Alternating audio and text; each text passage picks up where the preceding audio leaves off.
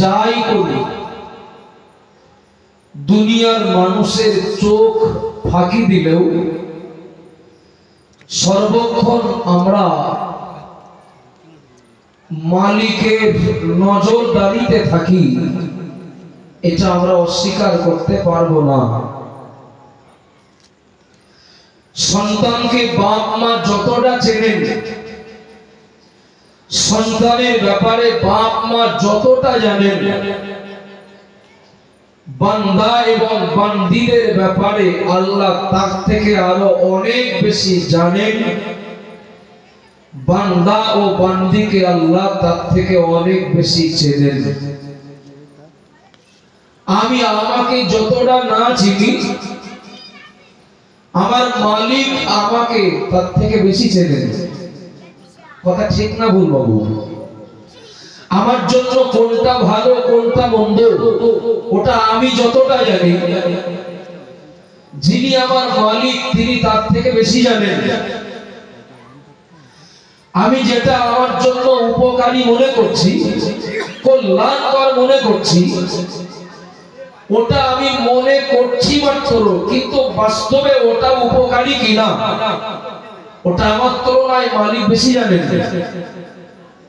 যেটা আমার জন্য ক্ষতিকারক, কষ্টের বা বিপদের মনে করছি, আমার এই মনে করাটা সঠিক কিনা আমার তুলনায় আমার মালিক বেশি জানেন। মহান আল্লাহ পাক রব্বুল আলামিন আব্বা আদম আলাইহিস সালাম থেকে শুরু করে আমাদের পূর্ব মুহূর্ত পর্যন্ত, অর্থাৎ আমাদের নবীর পূর্ব মুহূর্ত পর্যন্ত যত নবী রাসূল এবং তাদের অনুসারী অনুগামীদেরকে আল্লাহ যাদেরকে পাঠিয়েছিলেন, সকল নবী রাসূলের জামানার মানুষদের ভিতরে একটা বদ অভ্যাস মনে করতে পারেন, বা আল্লাহর হুকুমের গোলামি করার পথে বাধা বলতে পারেন। দুটি কারণ ছিল।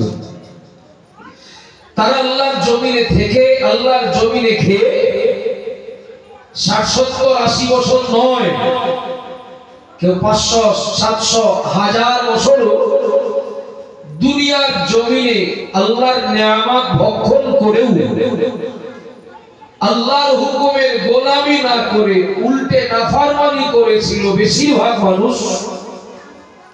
এর পিছনে কারণ ছিল দুটো কারণ। চিরকাল মানুষদেরকে আল্লাহ ভোলা করেছে, চিরকাল মানুষদেরকে জান্নাতের রাস্তা ভুলিয়েছে। দুটো কারণ চিরকাল মানুষদেরকে নবী রাসূলদের কথার মান্যতা দেওয়ার পথে বাধা হয়েছে, সেটা আল্লাহ ভালো জানেন। তাই আমাদের দ্বারাই ওটার যেন পুনরাবৃত্তি না হয়, কোরআন নাযিল করে নবীর মাধ্যমে আল্লাহ আমাদেরকে সাবধান করছেন দুটি বিষয়ের ব্যাপারে। এ দুনিয়ার ঈমানওয়ালারা, তোমরা আমি আল্লাহ আমাকে যেন ভুলে থেকো না, দুটো কারণে। সহজে বলছি, ঈমানওয়ালাদেরকে আল্লাহ আগে সম্বোধন করেছেন। আল্লাহ বলতে পারতেন ইয়া আইয়ুহান নাস, হে মনুষ্য জাতি, বলতেই পারতেন আল্লাহ, কেননা তিনি তো মালিক। আর যে ধর্মের মানুষ হন তারা তো আল্লাহর গোলাম, তারা তো আল্লাহর সৃষ্টি। মালিক হিসাবে গোলামের উপরে হুকুম জারি আল্লাহ করতেই পারেন, কিন্তু ধর্ম নিয়ে বাড়াবাড়ি নয়। আল্লাহই তো আমাদের শিখিয়েছেন, ওরা আমার জমিনে থাকুক, ওরা আমার নিয়ামত ভোগ করুক, কিন্তু আমাকে যারা মালিক বলে মানে না, আমার হুকুম তাদের জন্য আমি চাপিয়ে দেব, মানতে বাধ্য করব, কি আদেশ করব, এটা বেমানান। তাই আল্লাহ শুরুতে সাবধান বাণীটা উল্লেখ করার আগে শুরুতে ঈমানদার বলে সম্বোধন করলেন। ইয়া আইয়ুহাল্লাযীনা আমানু,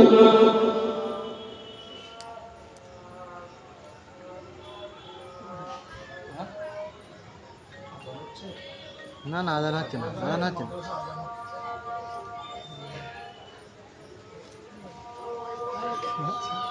বুঝতেই পারছি না আপনি বলেন। অনেক দূরে, অনেক দূরে।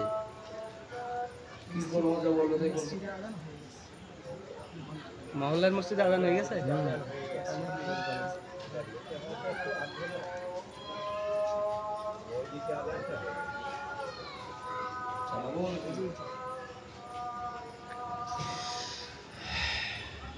যে কথা বলছিলাম, ঈমানদারদেরকে আল্লাহ সম্বোধন করে বললেন, লা তুলহিকুম আমওয়ালুকুম ওয়ালা আওলাদুকুম আন যিকরিল্লাহ। ও আমার বান্দা বান্দি, আমি আল্লাহ পাক দুটি ব্যাপারে তোমাদেরকে সাবধান করছি। এক নম্বরে আল্লাহ বললেন, তোমাদের সম্পদ যেন আমাকে ভুলিয়ে না রাখে, এবং দ্বিতীয় নম্বরে বললেন, তোমাদের সন্তান যেন আমি আল্লাহ আমাকে ভুলিয়ে না রাখে। ও বাবা জিরা ভাইরা বলে রাখুন, আল্লাহকে ভুলিয়ে রাখা মানে আল্লাহর হুকুম না মানা। আল্লাহকে মনে রাখা মানে আল্লাহর হুকুম মেনে চলা। এটা কি একেবারে সহজ বিষয় না বাপ? তোমাদের সম্পদ আর সন্তান যেন আমাকে ভুলিয়ে না রাখে। যদি রাখে, ওমাই ইয়াফআল যালিকা ফাউলাইকা হুমুল খাসিরুন, তাহলে তোমরা বলো ক্ষতিগ্রস্ত হবে। আমি একদম সহজে বোঝার জন্য বলছি, সম্পদ আর সন্তান যেন তোমাদের আমাকে ভুলিয়ে না দেয়। আল্লাহ বলেননি কেন? মদ আর সুদ যেন, মদ আর জুয়া যেন, গান বাজনা, যাত্রা, থিয়েটার যেন আমি আল্লাহ আমাকে ভুলিয়ে না রাখেন। আল্লাহ দুটো বিষয় টার্গেট করে আমাদেরকে সতর্ক করলেন। আরো তো অনেক বিষয় রয়েছে যেগুলো শরীয়ত পারমিশন দেয়নি, যেগুলো কোরআন অনুমোদন দেয়নি, যেগুলো নবী অনুমোদন দেননি। সম্পদ টার্গেট করলেন কেন আল্লাহ? বাবা, সারা পৃথিবীতে সকল নবী রাসূলদের যুগে কেউ দিনের দাওয়াত দিয়েছেন 950 বছর, কেউ দিনের দাওয়াত দিয়েছেন 900 বছর, কেউ 800 বছর, কেউ 500 বছর ইত্যাদি। কিন্তু প্রত্যেক যুগের মানুষেরা নবীর দিন প্রচার, আল্লাহর মনোনীত দিন ইসলাম গ্রহণ না করার পিছনে ভাইটাল কারণ ছিল প্রথম নম্বরে সম্পদের আকর্ষণ। কেন না? আমরা জানি বাবা, এই ধর্মের সার দেখেছেন? ধর্মের সার ভুল বুঝবেন না। এই যে সমস্ত সারগুলো মানে দড়িবিহীন রাস্তায় ঘোরে, ওরে কি সার বলে না? আসলে তো গরু। দড়িবিহীন রাস্তায় ঘোরে, হিষ্টপুষ্ট দুলদুলে চেহারা, আমরা সার বলি, কেউ বলে ধর্মের সার। আচ্ছা, ওর কোনো বাঁধন আছে? মানে কোন বাউন্ডারি আছে? এর বাইরে যাবে না? একটু কথা বলেন বাবা, যে এর বাইরে ও যাবে না, ওর নীতি এটা, এটা ওর আদর্শ।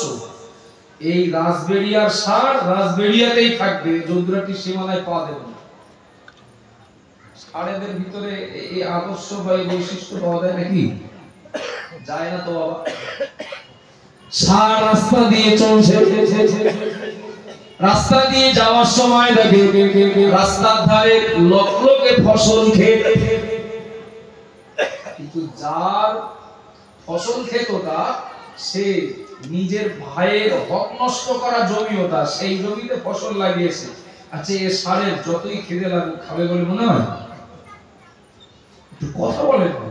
ও ভাইয়ের হক ফাঁকি দিয়ে সেই জমিতে ও ফসল ফলিয়েছে, গাছ লাগিয়েছে, চারা বসিয়েছে। এখন এ তো হারামখোর। আর হক নষ্ট করা ভাইয়ের ফসল ক্ষেতের ফসল সার খাবে বলে মনে হয়? আচ্ছা, ও কি ওই সব মানে নাকি? ও কি ওই সব মানে? আর একটু আগিয়ে লাগে যদুরাটি বাজারে ফলের দোকানদার ফল বিক্রেতা দোকানে নাই, যে কোনো প্রয়োজনে লোকটা দোকান ছাড়া হয়েছে, সার যে দেখে দোকান ফাঁকা, ও বাবা জিরা ভাইরা মনে রাখুন, ওই দোকানে আপেল আছে, পেয়ারা আছে, নাশপাতি আছে, আর অনেক সুস্বাদু ফল রয়েছে। একটু দয়া করে বলবেন নাকি এখন ওই দোকানদার অমুসলমান? কোন ধর্মের মার্কিং নয়, অমুসলমান। একটু দয়া করে বলবেন নাকি রাসবেরিয়ার ওই সার ওই ফলটা খাবে কিনা, ওই আপেলটাই মুখ দেবে কিনা, ওই লেবুটাই মুখ দেবে কিনা, ও কি কারোর কাছে জিজ্ঞাসা করবে নাকি এ লোক আমার ধর্মের না অন্যের? আল্লাহর মানে কি মানে না, ও সার জিজ্ঞাসা করবে নাকি এই ফলটা খাওয়া আমার জন্য হালাল না হারাম?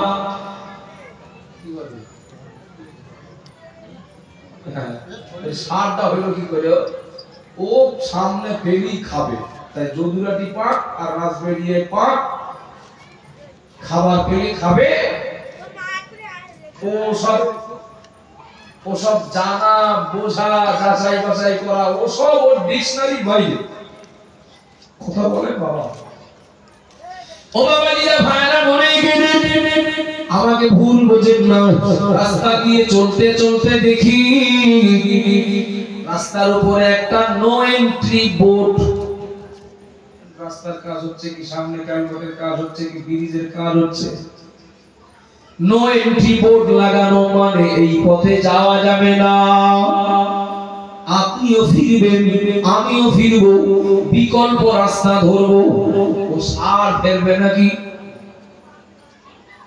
তাই তো এই পথে যাওয়া যত বিশেষ, তাহলে অন্য কোন রাস্তা দিয়ে যাওয়া যায় দেখি। নতুন ঢালাই করে যে রাস্তা, এখনো কাঁচা বলো, যেখানে পা দেবে সেখানে পা বসবে, সব ফেলবে, ও মন্ত্রীর গাড়িও ফেলবে, ও সার ফেলবে বলে মনে হয়। কেন বলেন দি? সারের জীবন হলো যা খুশি তাই খাও, যেখানে খুশি দাও, যেখানে খুশি রাস্তার উপরে শুয়ে পড়ো, সব ওর বাপের জায়গা তো। যেখানে খুশি খাও, যেখানে খুশি ঘুমাও, যেখানে খুশি যাও, ওর সব বাধা নিষেধ নেই, ওর মন ইচ্ছা, ওর মন যা চায় তাই করে। এর নাম হলো সার। ও বাবা জিরা ভাইরা মনে গেলে ওই সার যে মায়ের পেট থেকে ও জন্ম নিয়েছিল, ওই মায়ের পেটের আর এক সন্তান সে গরু, সার হয়নি। রাসবেরিয়া গ্রামে আমার কোন বাপ, আমার কোন ভাই তাকে বাড়ি পোষে, গলায় একটা দড়ি দিয়ে। একটু দয়া করে বলবেন নাকি এই দুটোই গরু একই মায়ের পেটে, একটার গলায় লাগাম নেই, যেখানে খুশি চলে যায়, যা খুশি তাই খায়, মন যেখানে চায় শুয়ে পড়ে। কিন্তু ওই একই মায়ের পেটের আর এক ভাই কিংবা বোন, ভুল বোঝেন না, বোঝানোর জন্য সম্পর্কটা বললাম, গলায় একটা দড়ি দিয়ে ও বাড়িতে লালিত পালিত হয়। একটু বলবেন নাকি যে গরুটার গলায় একটা দড়ি দেওয়া, এর মন চাইলেই কি যে কোনো জায়গায় যেতে পারে নাকি?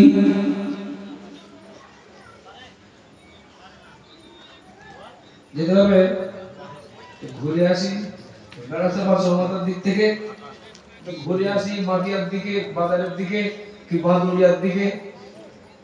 ওই এটা উত্তর পাড়া, তো দক্ষিণ পাড়ার গরু যদি মনে করে সভা হচ্ছে গ্রামে, একটু দেখে আসি। গলায় দড়ি দিয়ে পোষা গরুটা এও চতুষ্পদ জন্তু, এর যে কোম্পানির প্রোডাকশন আর ঘুরে বেড়াচ্ছে ও বলে একই। পার্থক্য কি বলেন দিন?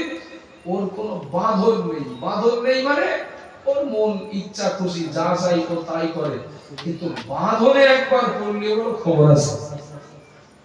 দড়ি যদি হয় 10 হাত লম্বা, ওর দৌড়াদৌড়ি ঘোরাঘুরি সব ওই 10 হাতের মধ্যে, এর বাইরে গুলো ওর যাওয়ার কোনো উপায় নেই। ওর মন চাচ্ছে বিরিয়ানি খাবো, ভুল বোঝেন না, কিন্তু মালিক দিয়েছেন কি মনে করেন শুকনো ঘাস, মন চাইলেই হবে, মালিক যা দেবে তাই খেতে হবে, মালিক যা দেবে তাই খেতে হবে। মনে করেন ওর মন চাচ্ছে আমি আমি জমজমের পানি খাবো, মালিক দিলেন খানার থেকে তুলে এক বালতি পানি।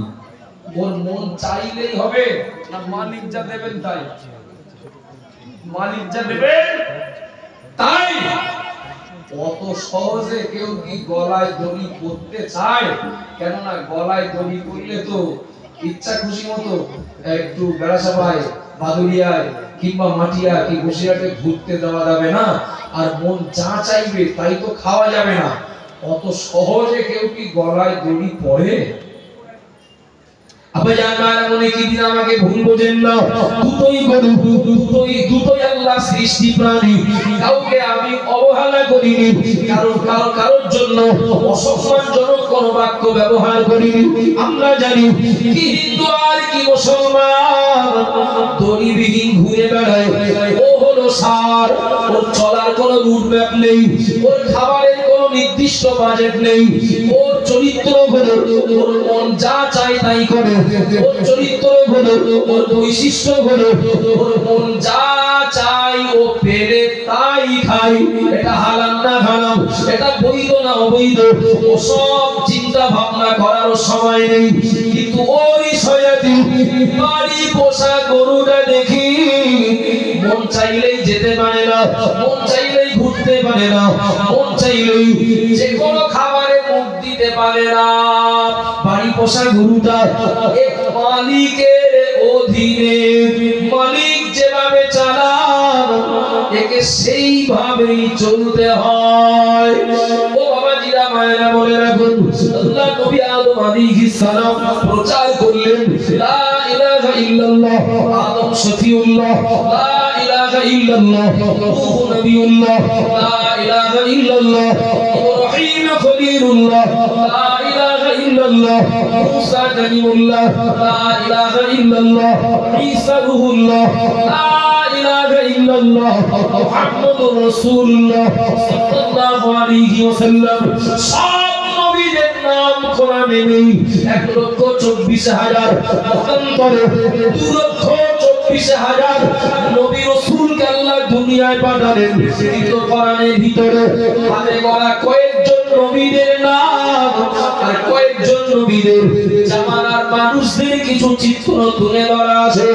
ও বাবাজিরা মায়েরা বলে রাখুন, সকল নবীরা সকল রাসূলেরা তারা এই যে কলেমা প্রচার করলেন, নবী আলাদা হতে পারে, কলেমার পরের অংশটা আলাদা হতে পারে, কিন্তু প্রথম অংশটা সবার জন্য এক, পরের অংশে ওই জামানার নবীর নামটা কলেমায় যুক্ত হয়েছে।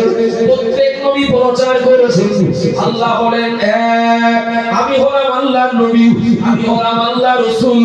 সব নবীরা এই একই প্রচার করলেন। ও বাবাজিরা ভাইরা বলে রাখুন, আদম নবীর জামানার মানুষ হন আর ঈসা নবীর জামানার মানুষ হন। এই কলেমা যারা পড়ে নিয়েছিলেন তারা তো বাঁধনে, ঠিক না? 10 জন হোক, 50 জন হোক, এই কলেমা পড়া মানুষগুলো বাঁধনে, আর কলেমা না পড়া মানুষগুলো, আমার কথা একটু কষ্ট হচ্ছে না? কলেমা পড়া মানুষগুলো বাঁধনে। কি করে বাঁধনে? আল্লাহ মালিক, আল্লাহ আমার মালিক, মুহাম্মাদুর রাসূলুল্লাহ কি ঈসা রূহুল্লাহ কি মুসা কালিমুল্লাহ, আল্লাহ নবী, তিনি আমার নবী। এই কথা বলা মানেই তো তিনি বাঁধনে। যিনি এ কথা বলেননি, যিনি এ কথা স্বীকার করেননি, তিনি তো বাঁধন ছাড়া। আর বাঁধন ছাড়া যিনি, মন করলে আজকে ওখানে একটা ধর্মসভা হচ্ছে, তা কি হচ্ছে শুনে আসি, আসতে পারবেন? কালকে যদুরাটি বাজারে ড্যান্স হাঙ্গামা হবে, ওরা কি করে একটু দেখে আসি, যেতে পারবেন? পরের দিন বাদুড়িয়া ফুটবল মাঠে 16 দলীয় খেলা হবে, ওরা কি করে একটু দেখে, হ্যাঁ অবশ্যই যেতে পারবেন। বাঁধন ছাড়া তো, বাঁধন ছাড়া তো। বাড়ি পূর্বের নামাজ পড়ে আসি, তা গেলে অসুবিধা নেই, নামাজ পড়ে আবার একটু মন চাচ্ছে, তাই তো একটু পার্টি মিটিং হচ্ছে, কে কি বলে একটু শুনে আসি। বাংলা কথা হচ্ছে বাঁধন নেই মানে যেখানে খুশি চলে যাবেন, যেখানে খুশি চলে যাবেন। ইফতার করে মসজিদ থেকে বার হতেই সারাদিন রোজা ছিলেন তো, আর যাদের বিড়ি খাওয়ার নেশা, এদের যদি বলেন ভাই বাবু চাচা এই বিড়িটা বাদ দেন, আপনার কত টাকা বিড়ি লাগে? 1 বান্ডেল লাগে। তো 1 বান্ডেল করে বিড়ি আপনি ছেড়ে দেন, আপনার দৈনিক 5টা করে আপেল বেরোবে। তাই 300 টাকা কেজির সময় হোক আর 100 টাকা কেজির সময় হোক, বিড়ি বাদ দেন, 5টা করে আপেল আপনার বাড়ি পৌঁছে যাবে। সামনাসামনি ডাইরেক্ট হয়তো না বলবে না, ঠিক আছে ভেবে চিন্তে দেখি, তারপরে পরে জানাবো। পরে যেটা জানাবে, পরে যেটা প্রকৃত নেশা করতে মনে হয় আপেলের পক্ষে রায় দেবে না, কি বলেন? ইফতার করেই সারাদিন রোজা ছিলেন, ইফতার করেই শুধু টুপিটা মাথার থেকে খোলার যা সময় লাগে, আবার অনেক সময় মনেও থাকে না, মানে মন তো অন্যদিকে। মসজিদে ঢুকছেন, ইফতার মজলিসে ঢুকছেন রোজা মুখে, আর বাড়ি যাচ্ছেন বিড়ি মুখে। কথা ঠিক না ভুল? কি করে হবে? না সম্ভব না। কেন এই মানুষটা বাঁধনে না? আমার কথায় বুঝতে অসুবিধা হচ্ছে নাকি? বা এর তো বাঁধনে তো মালিক যেটা দেবেন সেটাই খাবেন, তো মালিক যেটা অনুমোদন দেবেন সেটাই খাবেন, মালিক যেটা খাওয়ার পারমিশন দেবেন সেটাই খাবেন। এটা তো বাঁধনে থাকা ব্যক্তিটার বৈশিষ্ট্য। মন চেয়েছে তা বিড়ি খেলাম, মন চেয়েছে তা সিগারেট গালে দিলাম, মন চেয়েছে তা একটু মদ খেয়ে আসলাম, মন চেয়েছে তা একটু লটারি কেটে আসলাম। এ তো ষাঁড়ের কাজ, যার বাধা নেই, ইচ্ছা খুশি মতো যে কোনো জায়গায় চলে যাবে, যা মন চাইবে তাই খাবে, যা মন চাইবে তাই করবে। আবার জান ভাই, অনেকদিন আমাকে ভুল বুঝবেন না, আমি কষ্ট দেওয়ার জন্য বলছি না। প্রত্যেকটি জামানা নবী রাসূলেরা প্রচার করিলেন, অল্প সংখ্যক মানুষ এ বাঁধন গলায় পড়লেন, এ বাঁধনটা মেনে নিলেন। বেশিরভাগ মানুষ মানেননি। আমার বক্তব্য, মানেননি যারা ওদের নিয়ে নয়, যারা মানেননি আমার বক্তব্য ওদের নিয়ে নয়। আমার বক্তব্য হলো যারা আদৌ আল্লাহ আমার মালিক, এই ব্যক্তি হলেন আল্লাহর নবী, মানেননি যারা, তারা আল্লাহ এবং নবীর দেওয়া হুকুম নাই মানতে পারেন, এটা স্বাভাবিক। কিন্তু মেনে নেওয়া মানুষগুলো যদি, স্বীকার করা মানুষগুলো যদি এরাও ইচ্ছা খুশি মতো চলেন, তাহলে না মানা মানুষদের সঙ্গে পার্থক্য থাকবে কোন জায়গায়? ও বাবাজিরা ভাইরা বলে রাখুন, আমার আল্লাহ শুরুতে ইয়া আইয়ুহান নাস, এ মনুষ্য জাতি, লা তুলহিকুম আমওয়ালুকুম ওয়ালা আওলাদুকুম আন যিকরিল্লাহ। আমার আল্লাহ হে মনুষ্য জাতি বলে সম্বোধন না করে আল্লাহ ঈমান ওয়ালাদেরকে সম্বোধন করে বললেন, তোমরা যারা বাঁধনে আছো, ঈমান এনেছো, আমি আল্লাহ তোমাদেরকে 1 নম্বরে সাবধান করছি, তোমাদের সম্পদ যেন আমাকে ভুলিয়ে না দেয়।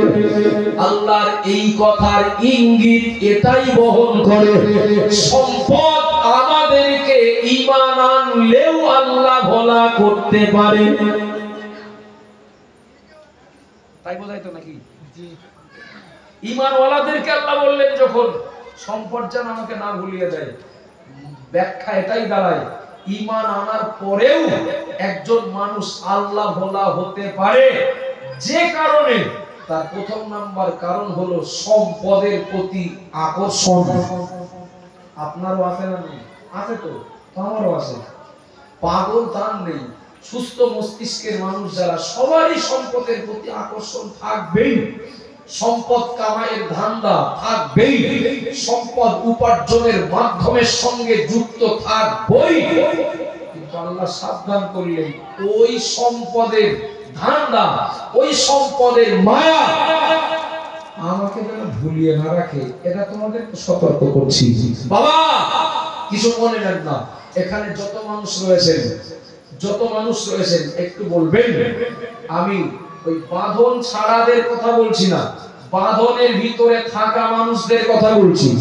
আমি অন্য জামানার নবী রাসূলদের উম্মতদের কথা বলছি না। আমাদের পাড়া, আমাদের গ্রাম, আমাদের দৃষ্টির গোচরে যারা, তাদের কথাই যদি বলি, আল্লাহ ভোলা জীবন যাপন করছেন যারা, খোঁজ নিলে পাবেন যত কারণ, তার ভিতরে ভাইটাল কারণ হলো সম্পদের আকর্ষণ।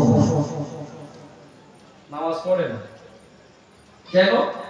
সে আর বলেন না, সময় পাচ্ছেন না মানে কি ঘুমাচ্ছেন সারাদিন? কথা বলেন বাপ, সময় পাচ্ছেন না মানে কি সারাদিন ঘুমাচ্ছেন না? এত পরিমাণে কাজের চাপ, সে ইচ্ছা আছে, মন চায়, কিন্তু সে হয়ে উঠছে না। আচ্ছা বাবা, যে কাজই করেন ওই কাজটাই তো সম্পদ কামাইয়ের মাধ্যম। কথা বলেন বাবা, আমি একটু জিজ্ঞাসা করছি বলে রাগ করছেন নাকি? যে কাজই করেন, তিনি দোকানদারি করেন আর ম্যানেজারি করেন আর একজন সরকারি বা কোম্পানির কর্মচারী হিসাবে ডিউটি করেন, বিরাট ব্যস্ততার মধ্যে থাকি, তো এই জন্য সময় করে উঠতে পারছি না। আপনি যে কারণে সময় পাচ্ছেন না, ওই কারণটাই তো সম্পদ উপার্জনের মাধ্যম। ভুল বলছি নাকি বাবা? আল্লাহ সাবধান করেছেন। চলুন ছোট্ট ছোট্ট করে একটু দেখি না, ছোট ছোট করে। নামাজ পড়ার সময় নেই, কিসের জন্য? না সময় করে উঠতে পারছি না, কাজের চাপ বিরাট।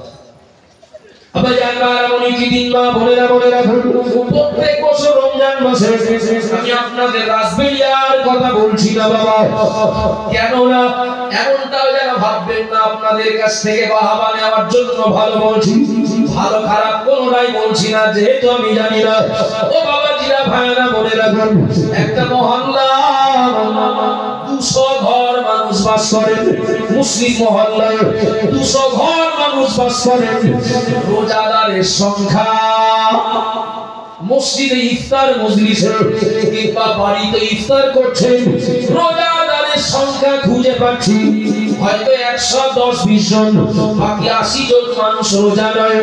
ও বাবাজি, আপনারা মনে রাখুন, ইমাম সাহেব প্রথম তারাবির দিনে জিজ্ঞাসা করিলেন কিংবা কমিটির কেউ আলোচনা করিলেন, আগামীকাল পয়লা রমজান, কিন্তু তারাবিতে 200 ঘর মুসলমান এই মহল্লায় বাস করেন, তারাবিতে 100 লোক কেন?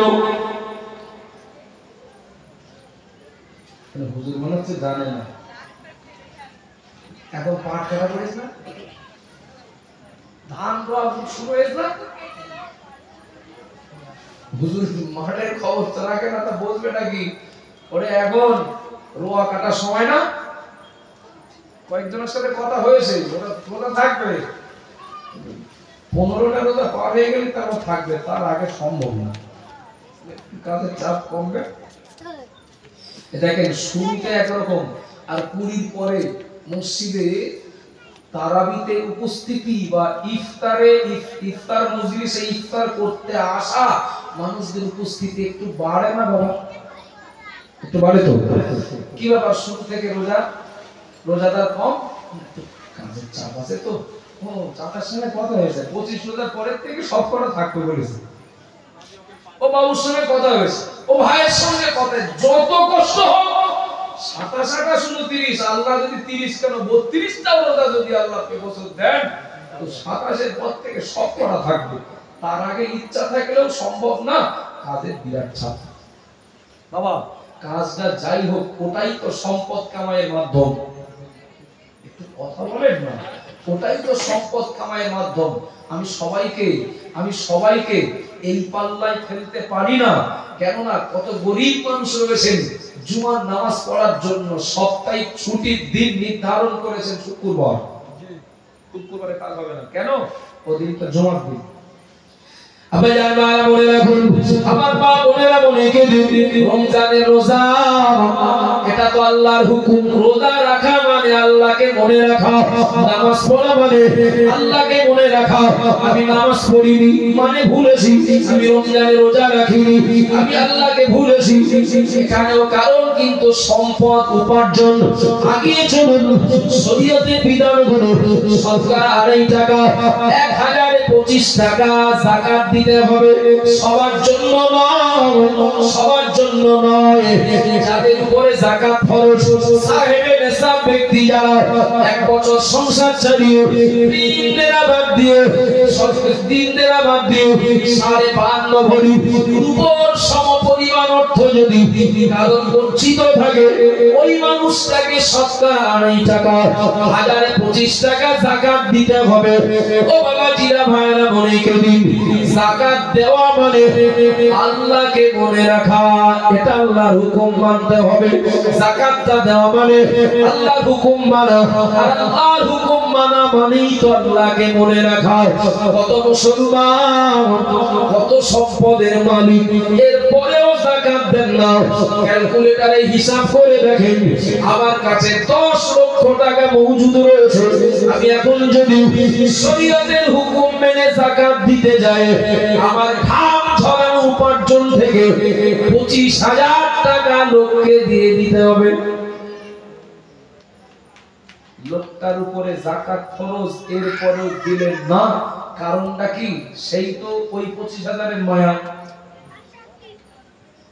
ভুল বলছি না তো বাপ? 5 লাখ আছে, 12,500 এর মায়ায় লোকটা যাকাত দিলেন না। লোকটা যাকাত দিলেন না মানেই আল্লাহ হুকুম মানলেন না, আর আল্লাহ হুকুম না মানা মানেই আল্লাহকে ভুলে যাওয়া। কথা ঠিক না বলুন? জিজ্ঞেস করেন না, আল্লাহকে মানেন না? আপনি মানি না, বিরাট মানি, যাকাত দেন না কেন? সমস্যাটা তো ওই জায়গায়। যাকাত এখন যেই দিতে যাব 12,500 লোকে দিয়ে দিতে হবে। তাহলে এখানে সম্পদের আকর্ষণে কিন্তু আল্লাহ বলা হচ্ছেন। কিছু কিছু চালাক এরা মনে করে মালিকের উপরে চালাকি করবে। যেই রমজান মাস আসবে আসবে ভাব 5 লাখ টাকা আছে, 10 লাখ টাকার কিছু একটা কিনে রাখে সাময়িকের জন্য। এবার হুজুরের কাছে ফতোয়া দেন, হুজুর আমি তো 5 লাখ টাকা দেনা আছে, তাও জাকাত দিতে হবে। বুঝতে পারেন নাকি? 5 লাখ টাকা ঋণ আছে, দেনা আছে, তাও কি জাকাত দিতে হবে? তো হুজুর কি বলবেন? হ্যাঁ দাও। এ চালাকি। বাস্তবে প্রয়োজনে তিনি দেনা হয়েছেন না যাকাত ফাঁকি দেওয়ার জন্য চালাকি করেছেন? এটা হয়তো আপনাকে আমাকে ধোঁয়াশায় ফেলে দিতে পারে, কিন্তু মালিকের কাছে তো এ চালাকি ধরা পড়বেই। পড়বে না বাবা? চলেন হজ করা হুকুমটা আল্লাহর, হুকুমটা আল্লাহ, সবার জন্য না। যার নেই হাত দেনা করে হজ করে এসো, আল্লাহ বলেছেন। আল্লাহ বলেছেন কি বাবা?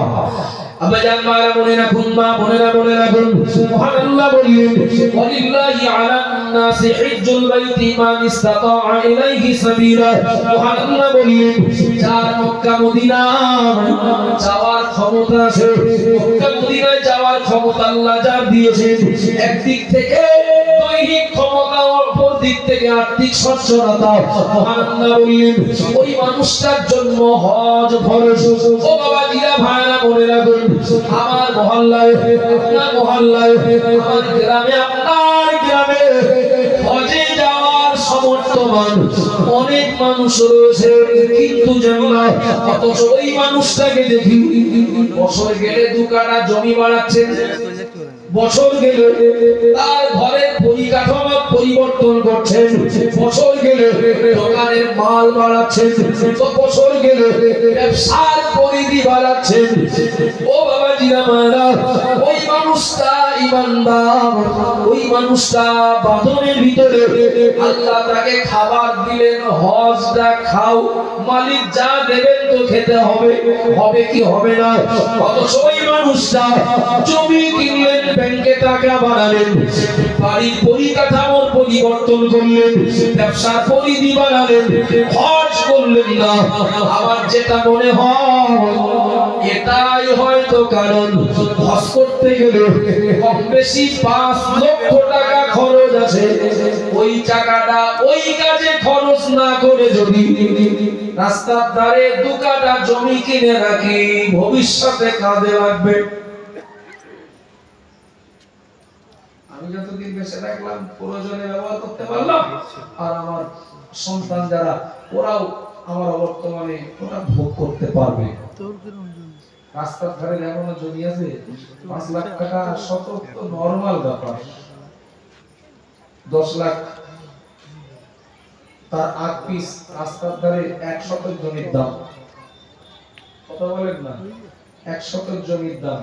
1 কাঠা জমি পাল্লা পাল্লি দিয়ে একটু ভালো যদি মার্কেট হয়, মানে জমজমাটপূর্ণ কোন জায়গা যদি হয়, তো 1 কাঠা জমি 20 লাখ টাকায়ও হাসতে হাসতে বিক্রি হবে। হবে না? হবে না বাবা? হবে তো। এখন জমি কিনলেন, সম্পদ বাড়ালেন, হজ করলেন না। হজটা করলে আল্লাহর হুকুম মানা হতো, আল্লাহকে মনে রাখা হতো। তিনি হজ করলেন না কেন? টাকাটা 40-45 দিনে খরচ করে আসবো। ওর তুলনায় যদি এই জাতীয় দোকান তৈরি করা বলি, 1 কাঠা জমি নেওয়া বলি, ব্যবসার পরিধি বাড়ানো বলি, এগুলো করলে আমারও কাজে লাগবে, আমার সন্তানদের কাজে লাগবে। তার মানে সম্পদশালী হওয়ার পরেও হজটা করলেন না, আল্লাহর এই হুকুম মানলেন না, মূলত তো সম্পদের মায়ার কারণেই। আমাদের ভুল হয়ে যাচ্ছে নাকি বাবা? আল্লাহ আমাদেরকে সাবধান করেছেন, নবীর মাধ্যমে কোরআন নাজিল করে। এর আগে হলো ওই রকমই হয়েছে। মুহাম্মদুর রাসূলুল্লাহর উম্মতেরাও যেন এই কারণে জড়িয়ে না পড়ে। কেন না? এ কারণে যারা জড়াবে উলাইকা হুমুল খাসিরুন, ওরা তো ক্ষতিগ্রস্ত হবে। আমরা যাতে ক্ষতিগ্রস্ত না হই তার জন্য আল্লাহর পক্ষ থেকে আমাদের জন্য এটা সতর্ক বার্তা। কিছু মনে নেন না বাবা, কিছু মনে নেন না। এগুলো গেল নামাজ, রোজা, হজ, যাকাত আদেশমূলক বিষয়। এগুলো দূরে সরিয়ে দেই যে কারণগুলোতে বা যে কারণে এখানে সম্পদের সঙ্গে সম্পর্ক। উল্টে নেন এবার। আল্লাহ মালিক লটারি কাটতে নিষেধ করেছেন না করেননি? করেছেন না? লটারি কাটতে নিষেধ করেছেন। ওই যারা বাঁধন ছাড়া ওদের জন্য বলছি না, বলো বাবা, যদি 10 জন মানুষ লটারি কাটেন, তার ভিতরে বাঁধনে থাকা 2-1 জন আছে না নেই? বাঁধনে থাকা 2-1 জন আসে না নেই? 10 টাকায় 10 লাখ বাদে কি দেখি? হ্যাঁ না বলে বাবা? যদি 50 জন মানুষ লটারি কাটেন, মনে হয় এখন 50-এর ভিতরে 20 জন মুসলমান পাওয়া যাবে। গত পরশুদিন এক জায়গায় জলসায় ছিলাম, তারা জানবে তবে আপনারা জানবেন না। তারা জানবে করে বলবেন, জানার ব্যবস্থা আছে তো? আমাকে ইমাম সাহেব বলছেন যে খুব চাপের মধ্যে আছি, আমি বা আমরা কজন, আমাদের এখানে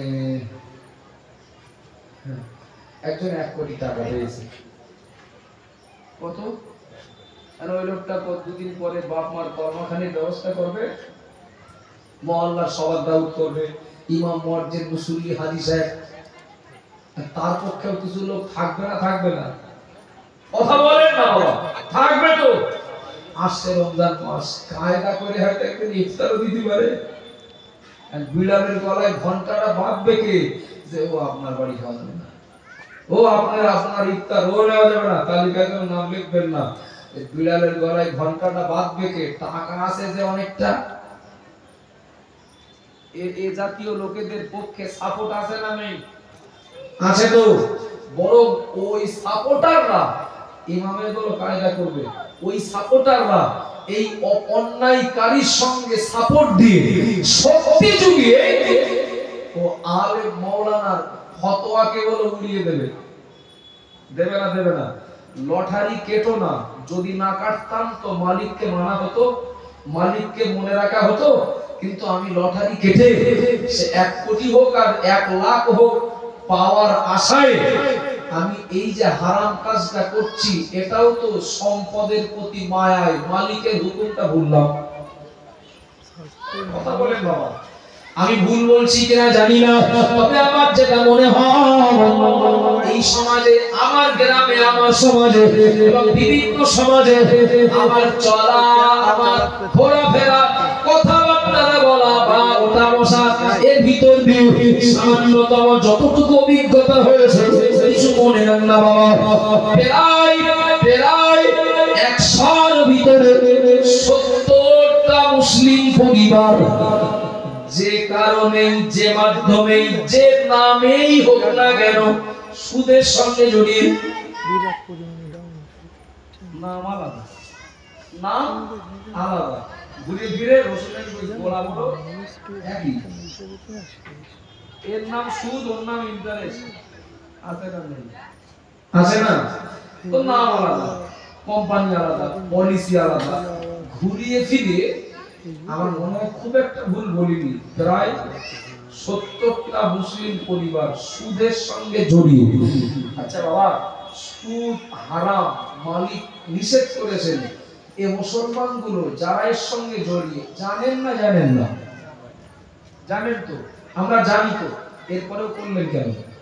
এরপরেও এর সঙ্গে জড়ালেন কেন?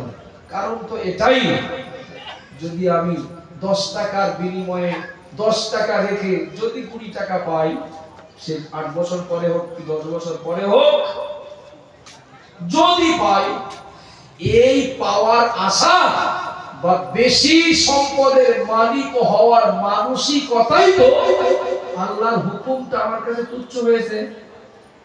হয়েছে না হয়নি? কিছু মনে নেন না। হ্যাঁ, কিছু অনেকে জানেন যদিও, শুধু সাধারণ মানুষ না বলো, মাঝখানে বিরাট শোনা গেল একটা বিষয়, আমি কাউকে নাম করে বলছি না, তবে যিনি জড়িয়ে আছেন তার একটু কিরকম হবে ও আমার দেখার বিষয় না। টাকা তুলতে লাগলো, লাখে 10,000 করে দেবে মাসে, জানেন কেউ? টাকা তুলছে, অমুক ব্যবসা করব, যিনি তুলছেন বড় হুজুর বলো, ওর দাড়ি চাচা কি প্যান্ট শার্ট পরা লোক না, লাখে 10,000 কন্ট্রাক্ট হচ্ছে। কেউ কেউ ভাবছেন তাই তো, মেরে কেটে যদি লাখ 2 টাকা দিতে পারি তো বাড়ি বসে তো 20,000 পাবো। হুজুরের সুদ হবে না তো? না না না, সুদ কে বলেছে? ওটা লাভ, ওটা লাভ। এখন এই করতে গিয়ে কারো শ্বশুর বাড়ির সঙ্গে সম্পর্ক থাকা দায়, তারা শ্বশুরের জমি বিক্রি করে জামাই এই ব্যবসা করতে গেল। হুজুর আব্বা শুধু একটুখানি মাস ঘুরবে 1.5 লাখ করে পাবো, যদি 15 লাখ দিতে পারি। এখন সে লাভ তো দূরের কথা, সে আসলেরও কোনো খবর নেই। অনেকের ব্রেন অর্ধেকটা খারাপ হয়ে গেছে। শোনা যাচ্ছে না? যাচ্ছে না বাবা? আরে এ তো সুদ। আমি 1 লাখ দিয়ে 1 লাখ টাকা দিয়ে 10,000 টাকা নিচ্ছি, ওর বিনিময়ে যদি ওটা হতো ব্যবসার পার্টনার, হ্যাঁ, লাভ যা হবে ভাগ নেব, লস যা হবে ভাগ নেব, কোন মাসে আমার লাভ হবে 15,000, ওটা তো হারাম নয়। আবার কোন মাসে লস হতে পারে 15,000, হ্যাঁ, ওই লসের ভাগটাও নেব, তখন তো ওটা শরীয়তে নিষেধ নয়, কিন্তু এটা চুক্তি। ওরে কি হবে না হবে ওটা আমার দায়িত্ব, তুমি মাস গেলে লাখে 10,000 পাবা। কত ধর্মপরায়ণ ব্যক্তি বলে দাবিদার, তারাও বলো এ ভোলে ভালো রকম হাবুডুবু খেয়েছে, এখনো খাচ্ছে। আপনাদের রাগটা ঘটছে নাকি? আবার জানবার এমন কি দিন মা বোনেরা বলে রাখুন, ভুল বুঝবেন না, বেয়াদবি নেবেন না। এই সম্পদের লোক একদিকে আদেশ হুকুম পালন করা থেকে দূরে রেখেছে, অপরদিকে মনে রাখুন সুদ খাওয়া নিষেধ, ওদের হক নষ্ট করা নিষেধ, ওদের ফারাজ ফাঁকি দেওয়া নিষেধ, কিংবা লটারি কেটে রাতারাতি বড় লোক হওয়ার ধান্দা, এগুলো তো কোরআন বিরোধী, এগুলো আল্লাহ নিষেধ করলেন মুহাম্মদুর রাসূলুল্লাহ সাল্লাল্লাহু আলাইহি ওয়াসাল্লাম তিনিও নিষেধ করেছেন। তো কোথায় আল্লাহর হুকুম, কোথায় নবীর হুকুম, কোথায় কোরআনের হুকুম, কোথায় হাদিসের বাণী? সব কিছু যেন এই শ্রেণীর মানসিকতার মানুষ যারা এদের কাছে তুচ্ছ হয়ে যায় সম্পদের কারণে। ঠিক বলছি না ভুল বলছি? আমি যদি আর একটু ভিতরে ঢুকি, তাহলে দেখতে পাবো পরিবারের গার্জিয়ান হলেন আব্বা, আব্বা সচক্ষে দেখতে পাচ্ছেন আমার বেটা ও নামাজ পড়ে না, আমার বেটা অন্যায় পথে অর্থ কামাই করে, আমার বেটা অন্যায় পথে হারাম পথে অর্থ রোজগার করে। কত আব্বা এমন সন্তানের উপার্জন দেখার পরেও নীরবতা পালন করেন, যা পারে করুক, মাস গেলে আমার হাতে এই টাকা দেয়। এখন যদি ওর অন্যায়ের প্রতিবাদ করতে যায় তাহলে হয়তো মাসে আমার হাত খরচ বাবদ যেটা দিত ওটা আর দেবে না। ও বাবাজিরা ভাইরা বলে রাখুন, এমন কত বাপ রয়েছে মাস গেলে 10,000 টাকা পাওয়ার আশায়, মাস গেলে 5,000 টাকা হাত খরচ পাওয়ার আশায় সন্তান অনেক অন্যায়ের সঙ্গে জড়িয়ে এবার একেবারে নীরবতা পালন করে সন্তানের অন্যায়টা সহ্য করছে আর ওই টাকাটা পাওয়ার আশায়। ঠিক বলছি না ভুল বলছি? কথা বলেন না বাবা, আগিয়ে চলুন।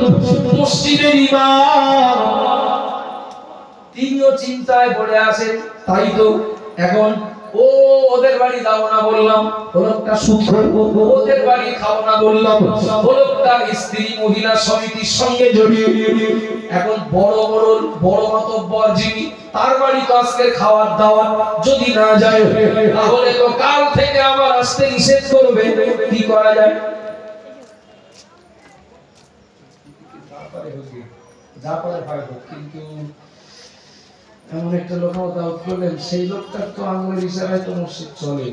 এখন সেই লোকটার বাড়ির দাওয়াতটা যদি আমি না রক্ষা করি, আমার তো পরের মাসের থেকে চাকরি থাকবে না। বোঝা যাচ্ছে কিছু নাকি? পরের মাসের থেকে তো চাকরি থাকবে না। এখন সুদখোর, ঘুষখোর, হারামখোর যত খোর পারে হোক না, আমার ওটা তো জায়গা ঠিক রাখতে হবে। আছে না নেই? খুব আছে, খুব আছে। পাশাপাশি এটাও বলবো সব ইমামের উপরে চাপাবেন না। ইমামকে কঠিন পরীক্ষায় ফেলে দেবেন না। কেন? আপনি ইমামকে পরিচালনার দায়িত্ব দেবেন এ জাতীয় আসামিদেরকে, আর তিনি নেতৃত্ব, মসজিদের কর্মকর্তাদের নেতৃত্বে মসজিদ চালাতে গিয়ে আবার সাধারণ জনগণের কাছে প্রশ্নের সম্মুখীন হবেন। ওই ইমাম সাহেব কার বাড়ি খেয়ে আসবে, ওই ইমাম সাহেব কার হাদিয়া নিবে? আমি বলছি এই প্রশ্নটা ইমাম সাহেবকে করার আগে আপনারা সবাই মিলে এই কথা পার করেন না, সমস্যা মিটে যাবে তো। ইমাম পরীক্ষায় করবেন না, ইমামও কোনো সমস্যায় জড়াবেন না। বিশ্বাস করুন, একপাক্ষিক কথা বলে আমি আরেক পক্ষের কাছে আসামি হতে রাজি নই। একদিকে যেমন ইমামকে যিনি চালাচ্ছেন, ইমামকে যিনি পরিচালনা করছেন, শরীয়তের মাপকাঠিতে তিনি কঠিন আসামি। আপনাদের গ্রামে এলাকায় কেরা কি বললাম সব কিচ্ছু জানি নেই। তবে যদি কেউ হন এই দোষে দোষী, তার একটু গাদালা করবে না চলেন।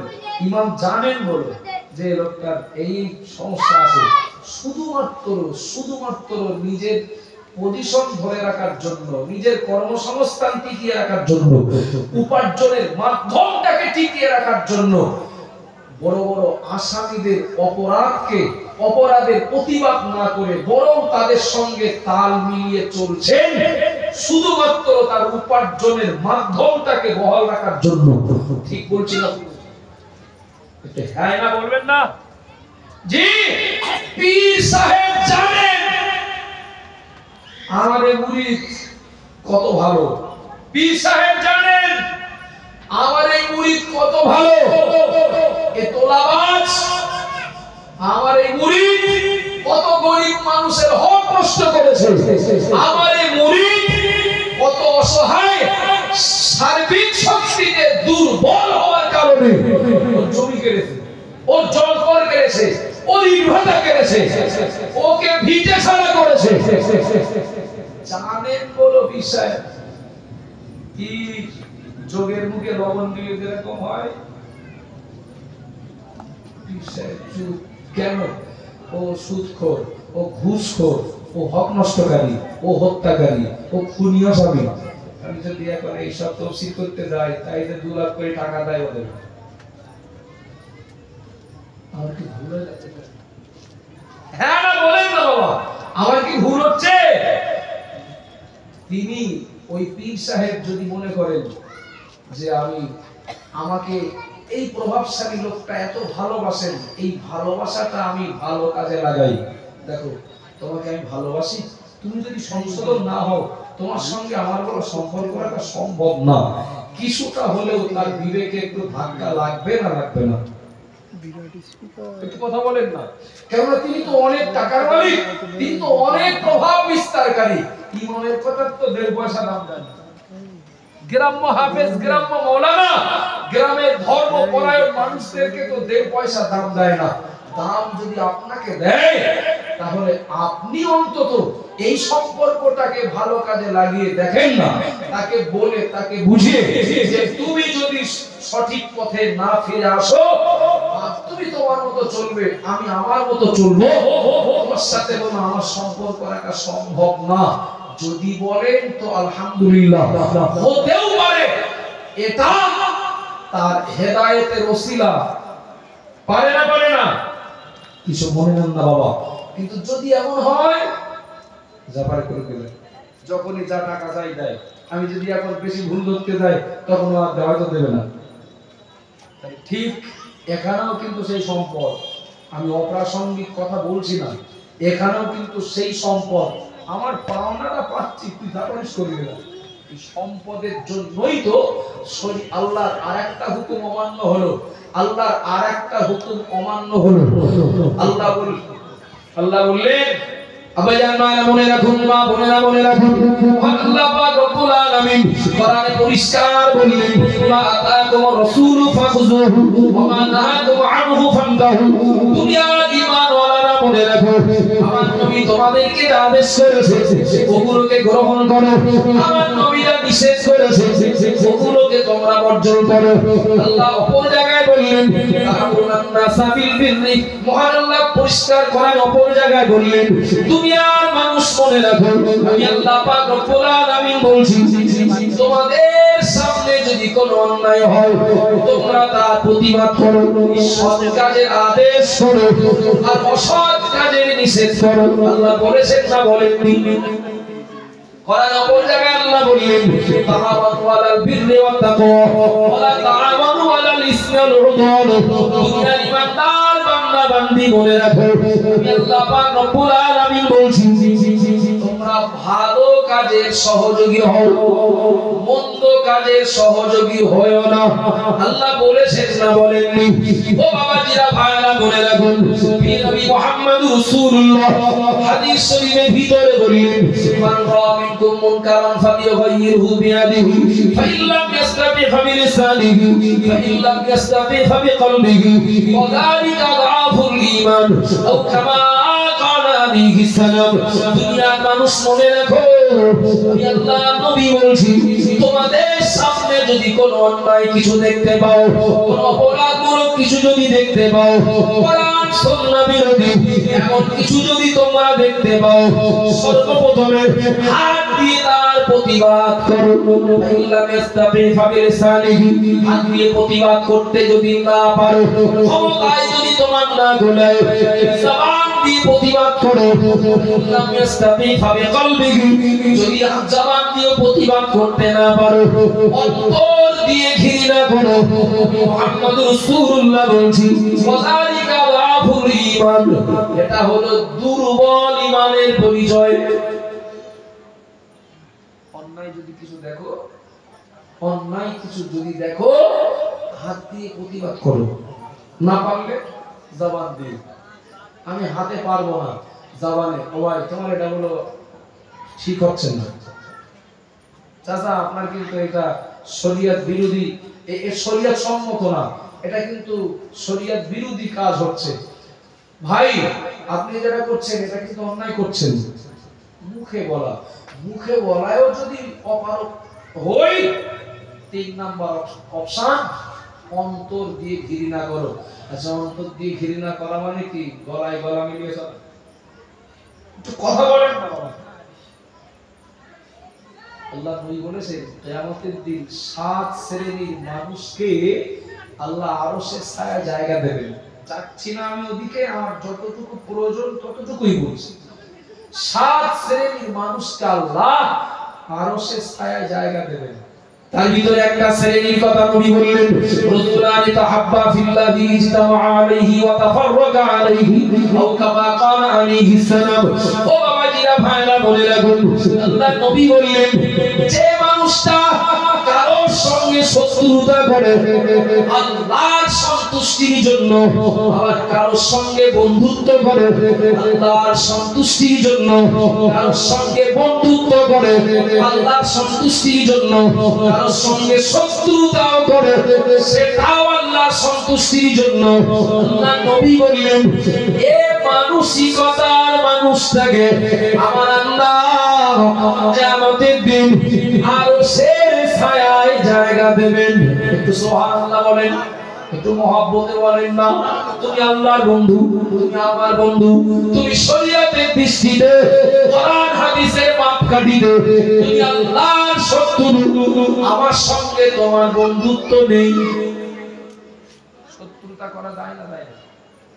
যায় না? যায় না বাবা? যায়। তবে এখানে হতে হবে স্বার্থটা কি? আল্লাহর সন্তুষ্টি। স্বার্থটা আল্লাহর সন্তুষ্টি। এটা আব্দুল মুহিতের ব্যক্তিগত মন গড়া কথা নয় তো বাবা। কারোর সঙ্গে তোমার সম্পর্ক গাঢ় হোক, লোকটা আল্লাহর বন্ধু বা আমারও বন্ধু, তার সাথে আমার রক্তের, বংশের, পার্টির, গ্রামের, আত্মীয়তার কোনো সম্পর্ক নেই, কিন্তু লোকটা আল্লাহর বন্ধু, আমারও বন্ধু। লোকটা আমার যত ঘনিষ্ঠ, যত নিকটতম, যতই আমার কাছের হোক, এ লোকটার আচার আচরণ, এ লোকটার জীবনযাপন বলছে লোকটা আল্লাহর দুশমন, ও আমার বন্ধু হতে পারে না। আমার কথায় কষ্ট পাচ্ছেন বাবা? আল্লাহ শত্রু, ও আমারও শত্রু। কিছু মনে নেন না, এখানেও একই। আল্লাহর বিচারে যা পারে হয় হোক। আল্লাহর বিচার আমি বুঝতে পারছি। বলো, আমি যে মোড়লের পিছনে ঘুরঘুর করি, ও মোড়ল কত লোকের যে ক্ষতি করেছে তার কুল কিনারা নেই। আমার একটা ঘর দেবে বলেছে। আমি আর এমনি কি আর ওর জন্য লড়াই করছি? আমি এমনি কি আর রাত জেগে ক্যাম্পিং করছি?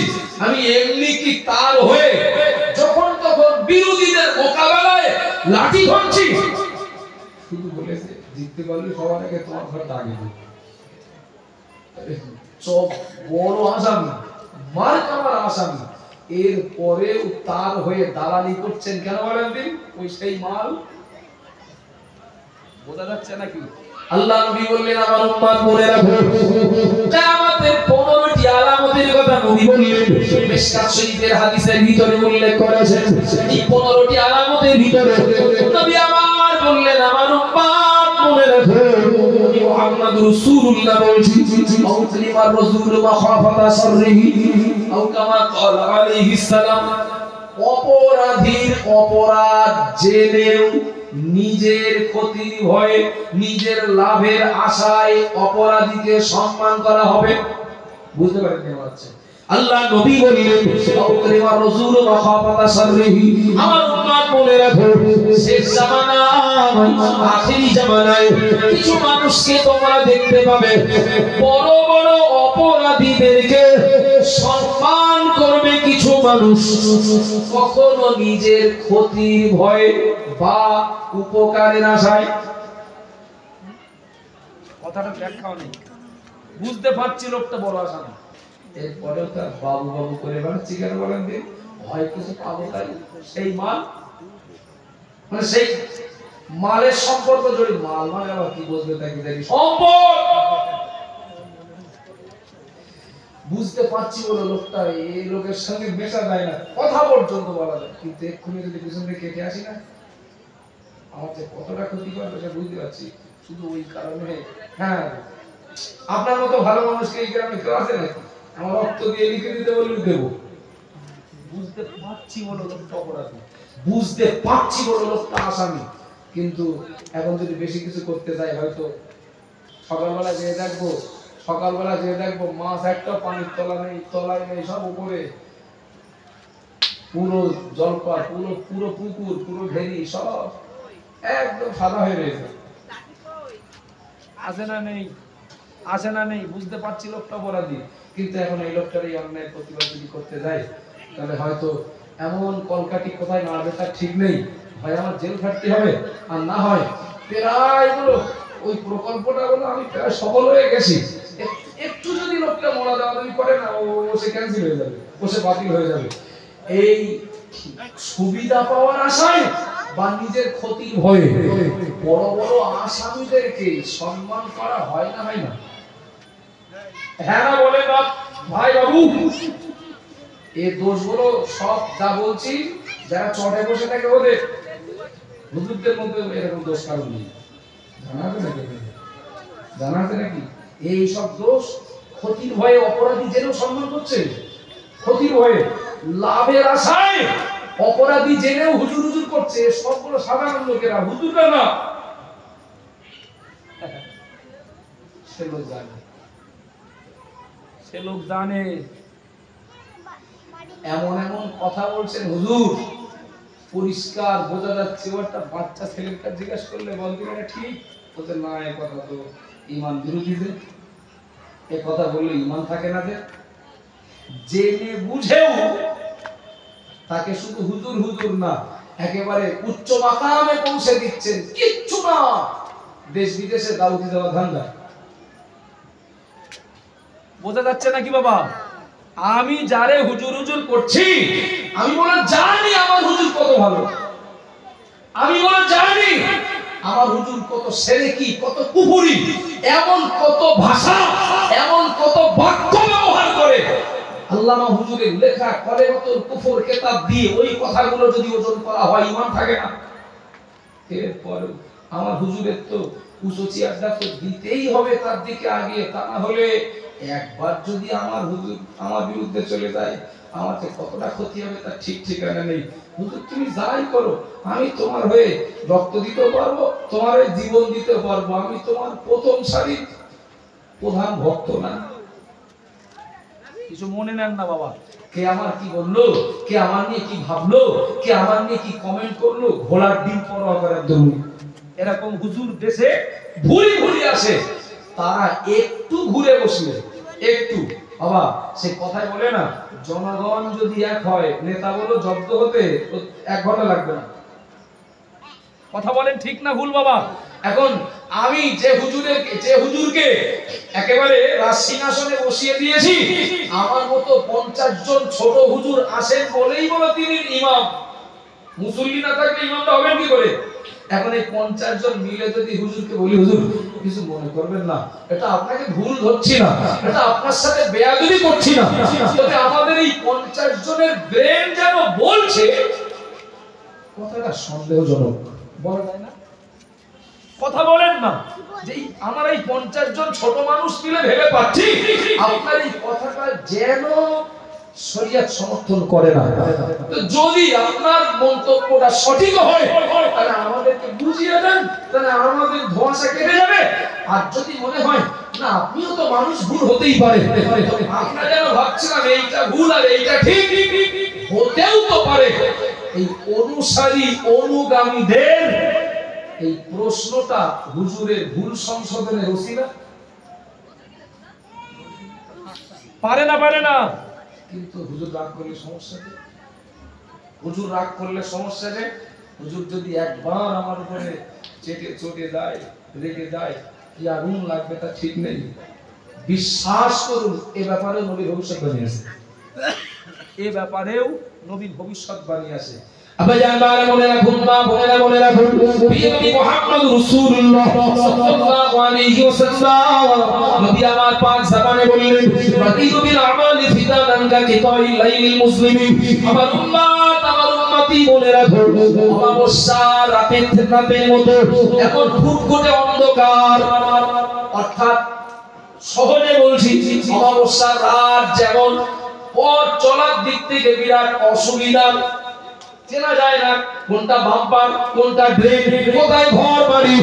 অমাবস্যার রাতের মতো এমন কারো অন্ধকারের নাই, ফিতনা আসার পূর্বে মুহাম্মদুর রাসূলুল্লাহ বলছি, তোমাদের নেক আমলগুলোকে কমপ্লিট করো, নেক আমলের পাল্লা ভারী করো।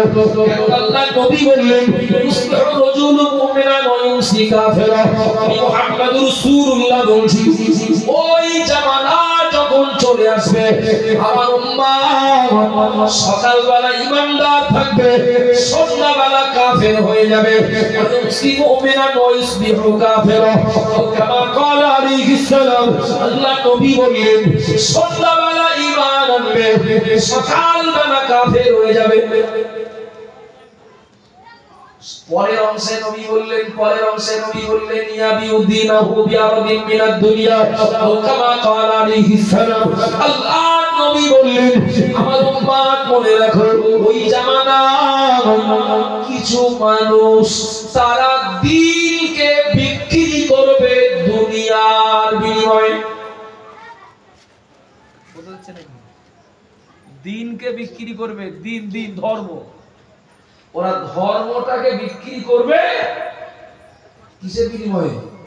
দুনিয়ার বিনিময়ে। অর্থাৎ ওই সেই ঘুরে ফিরে সেই তাই অর্থ সম্পদের লোভে ওরা ধর্ম বিক্রি হয়ে যায়। যাক, কিন্তু আমার এই জায়গাটা যেন ঘাটতি না হয়, এটা ওরা করবে।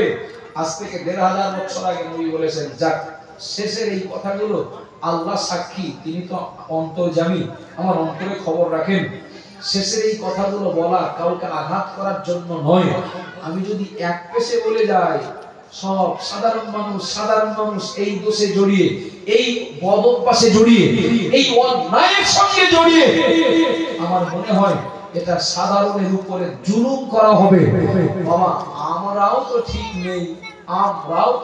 নেই, তো সাধারণ মানুষকে আমি দায়ী করি বা দোষী করি কি করে?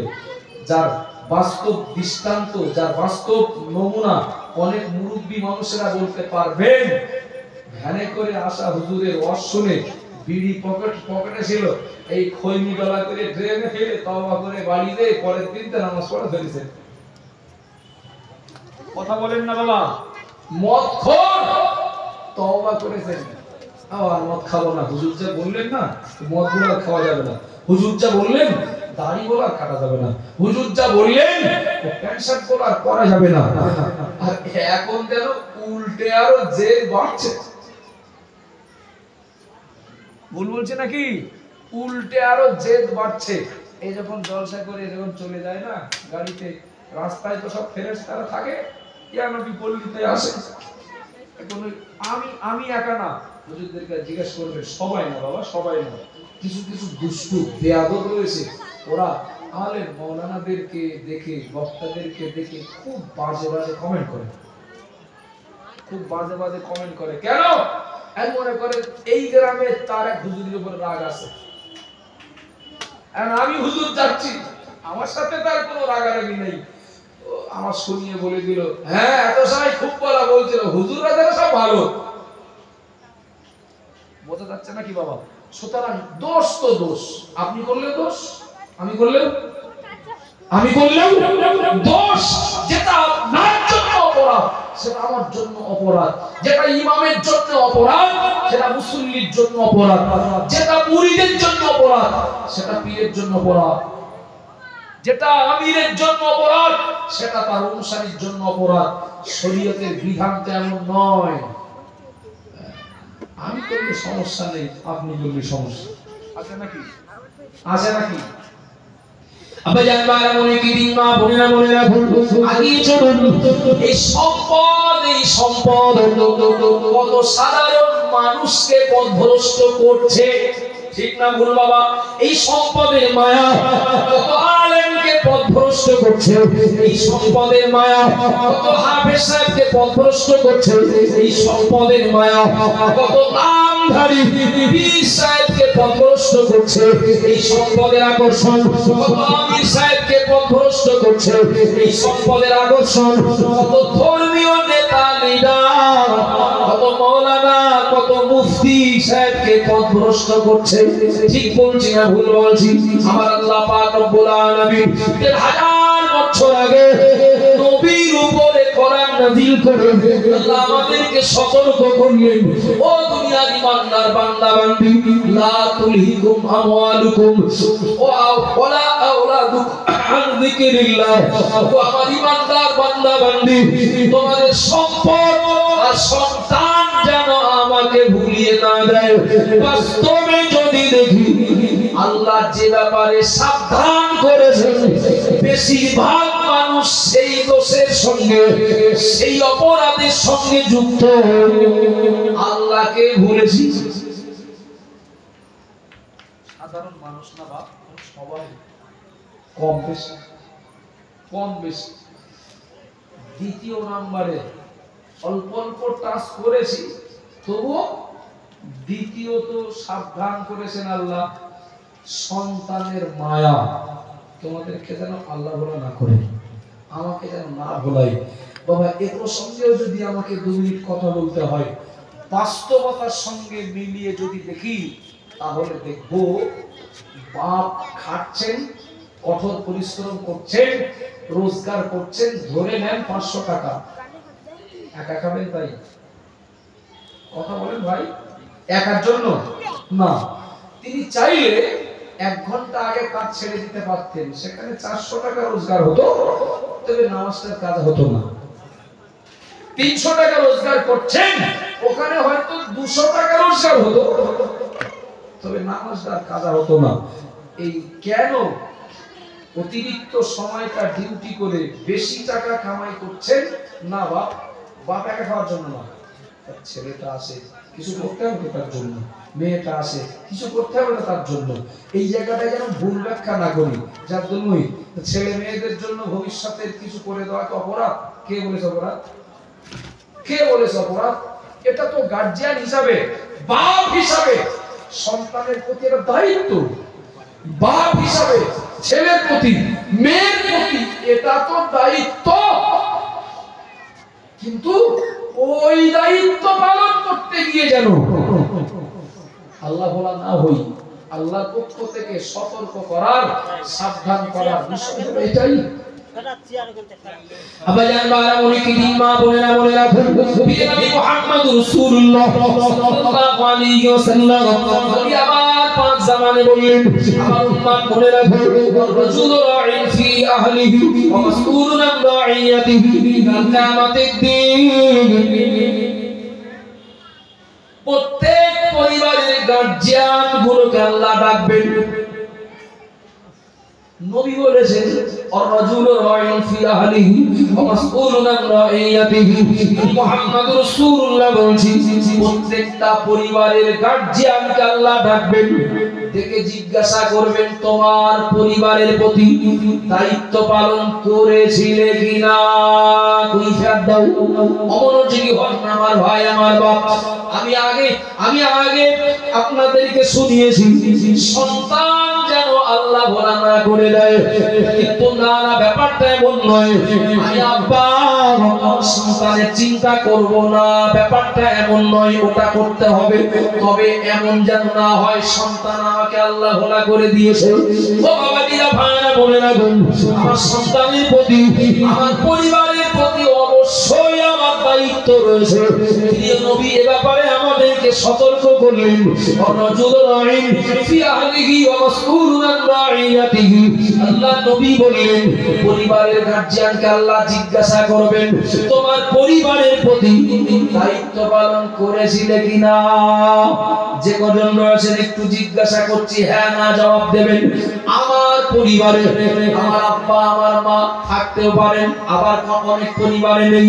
ও বাবাজিরা, ভাইরা, মনে রাখুন, পরিবারভুক্ত যারা, তাদের ভিতরে ভাইটাল হলো আমার ছেলে, আমার মেয়ে, সঙ্গে আমার স্ত্রী। ওদের প্রতি আমি দায়িত্ব পালন করেছিলাম কিনা আল্লাহ আমাকে জিজ্ঞাসা করবেন। সুতরাং ওদের প্রতি আমার দায়িত্ব পালন করতে হবে না হবে না? দায়িত্ব পালন এমনটা না, আপনার না বুঝলে কিন্তু বিষয়টা ভুল ব্যাখ্যা হবে যে তাই তো সন্তানের তাহলে কি সন্তানের দেখা যাবে না, তো একটা ঘর করে দেবো, করে দেওয়া যাবে না, ওর ব্যবসার জন্য একটা যোগাযোগ করে দেবো, তো ওরা কি করে করা যাবে না, কে বলে করা যাবে না? আরে এই দায়িত্ব পালন করেছিলেন কিনা আপনি গার্জিয়ান, আমি গার্জিয়ান, আল্লাহ এ ব্যাপারে প্রশ্ন করবেন। দায়িত্ব পালন করতে হবে না, হবে না? হ্যাঁ, তবে এক পেশে হয়ে যাচ্ছে যে আপনার সন্তান দুনিয়াতে বাঁচবে হয়তো 70 বছর, এই 70 বছর যেন ভালো থাকে। আপনি গার্জিয়ান নিজে না খেয়ে ভালো পোশাক না পরে ঈদের দিনেও নতুন বস্ত্র পরে নিজের আত্মাকে তৃপ্তি না দিয়ে বাচ্চাটার জন্য বিলাসবহুল বালাখানা তৈরি করলেন। ও বাপ, 70 বছর পরে আপনার সাজের সন্তান তো ও বাড়ি রেখে কবরে যাবে। 70 বছরের জীবনটা যেন ভালোভাবে কাটে তার জন্য আপনি তার প্রতি এত উদারতা দেখালেন। আর দুটোর সময় বাড়ি আসছে, জিজ্ঞাসা করেন কিন্তু কোনদিন কোথা থেকে আসছেন? রাগ করছেন নাকি? রাত 12টার সময় বাড়ি আসছে, কোনদিন জিজ্ঞাসা করেন না তো দেখো গা তুই তাহাজ্জুদ পড়তে গেলি নাকি? জিজ্ঞাসা করেন না তো? সন্তানের যে বাপ যে মা, আমি রক্ত দিয়ে লিখে দেব, যে বাপ এবং যে মা সন্তানের জন্য রাজবাড়ি করে দেয়, যে বাপ যে মা সন্তানকে উচ্চ শিক্ষিতা করে দেওয়ার জন্য অর্থ যোগায়, যে বাপ যে মা সন্তানকে ব্যবসায়িক হিসাবে ও ব্যবসায়ী হিসাবে প্রতিষ্ঠিত হোক এ লক্ষ্যে লক্ষ লক্ষ টাকা ভর্তুকি দেয়, কিন্তু ও সন্তান গান শোনে বাপ কিচ্ছু বলে না, ও সন্তান জোয়া খেলে বাপ কিচ্ছু বলে না, ও সন্তান সিনেমা দেখে বাপ কিচ্ছু বলে না, ও সন্তান মদ খায় বাপ কিচ্ছু বলে না, ও সন্তান লটারি কাটে বাপ কিচ্ছু বলে না, ও সন্তান পরের মেয়ের সঙ্গে অবৈধ সম্পর্কে জড়িয়ে এই ব্যাপারে বাপের কোনো কড়া ভূমিকা নেই। আমি বলছি যতই 10 লাখ টাকার বাজেটের বাড়ি করে দেন, যতই আপনার সন্তানকে 1 লক্ষ 2 লক্ষ টাকার মোটরসাইকেল কিনে দেন, যতই আপনার সন্তানকে ব্যবসায়ী হিসাবে প্রতিষ্ঠিত করার জন্য আপনি 10-20 লাখ টাকা দেন, আমি প্লাস মাইনাস হিসাব করে বলবো ও সন্তানের আপনি শত্রু। কেন? দুনিয়ার এই ক্ষণস্থায়ী কবসর ওর ভালো থাকার জন্য এত কিছু করে দিলেন, কিন্তু ওর চিরস্থায়ী জীবনটা যে ধ্বংস হয়ে যাচ্ছে, সত্যি যদি ভালোবাসেন কেন তা থেকে ওকে ধরে রাখার চেষ্টা করেননি? গভীর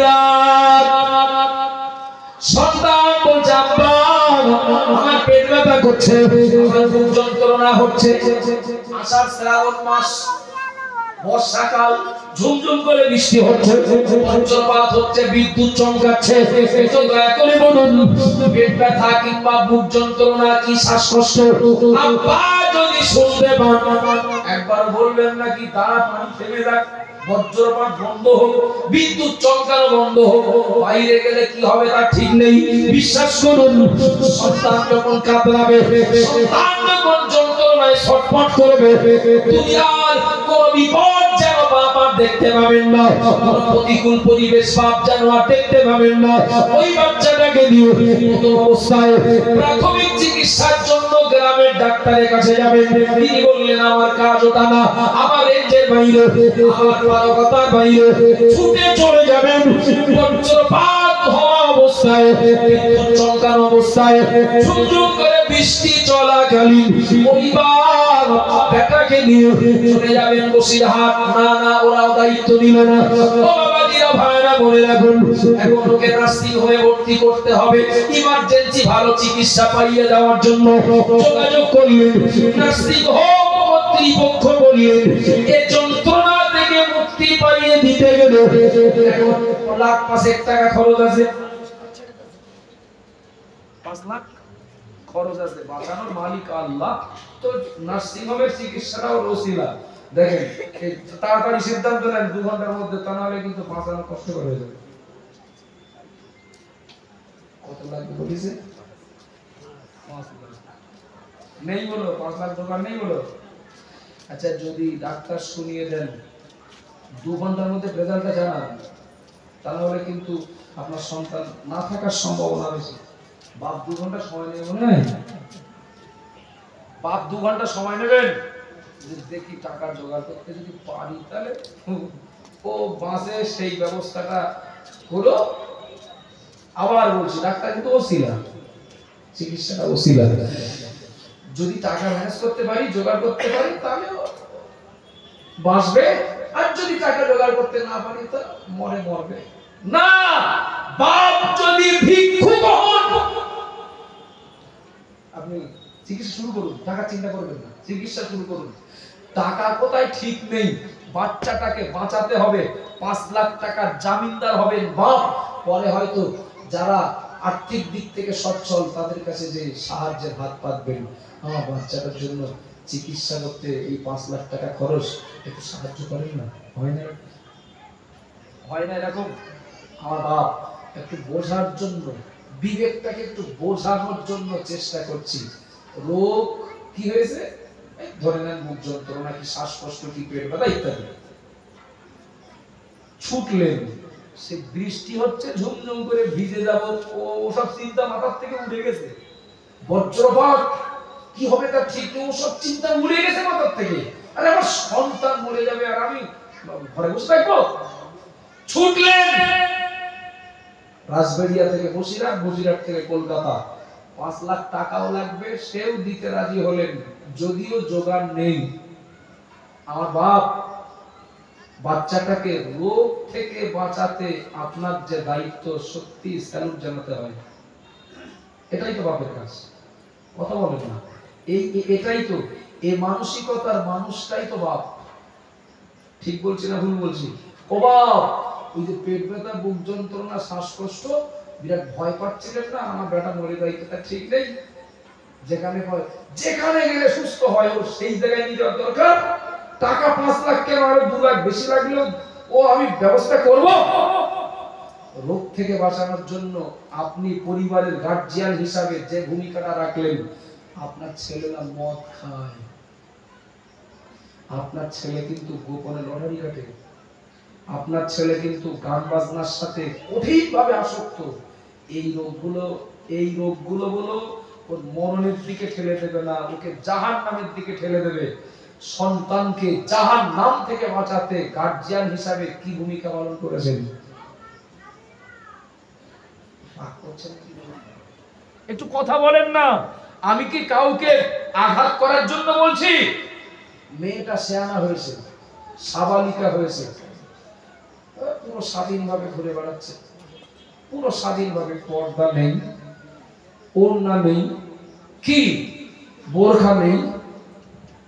বাপ আর আদরের মেয়ে, ও বাপ, এই যে আপনি ছাড় দিয়ে যাচ্ছেন না, আমার একমাত্র আদরের কলিজার টুকরি, ও বেশি যদি এখন চাপাচাপি করতে যায় হয়তো কষ্ট পাবে। এখন তো ঘোরার সময়, এখন তো স্বাধীনভাবে একটু ঘুরে ফিরে বেড়ানোর সময়। ও যা করছে করুক, যখনই ওর স্বাধীনতার উপরে হস্তক্ষেপ করতে যাব, মেয়েটা না মনে খুব কষ্ট পাবে। আপনি কষ্ট না দিয়ে এই যে সহানুভূতি দেখাচ্ছেন, হয়তো এটা আপনি ভাবছেন, কিন্তু আপনি তার প্রতি সহানুভূতি দেখাননি, আপনি তার প্রতি বলো কঠিন শত্রুতা করছেন। কেন? আপনার এই সহানুভূতি তো তাকে আরো লাগাম ছাড়া করে দেবে। দেবে না, দেবে না।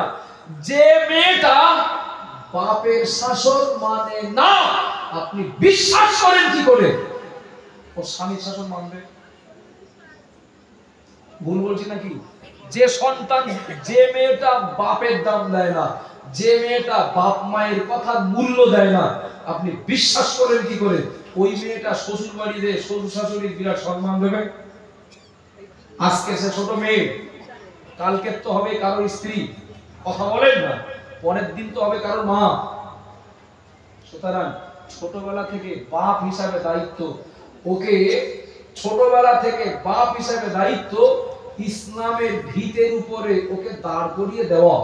কেন না, ছোটবেলা থেকে ইসলামটা যদিও পায়, বাপ পাবেন আদর্শবতী মেয়ে, ভাই পাবেন আদর্শবতী বোন, যে ছেলেটার সঙ্গে বিয়ে হবে সে ছেলেটা পাবেন আদর্শবতী স্ত্রী, ওর গর্ভে যে সন্তান হবে, সন্তানেরা পাবে আদর্শবতী মা।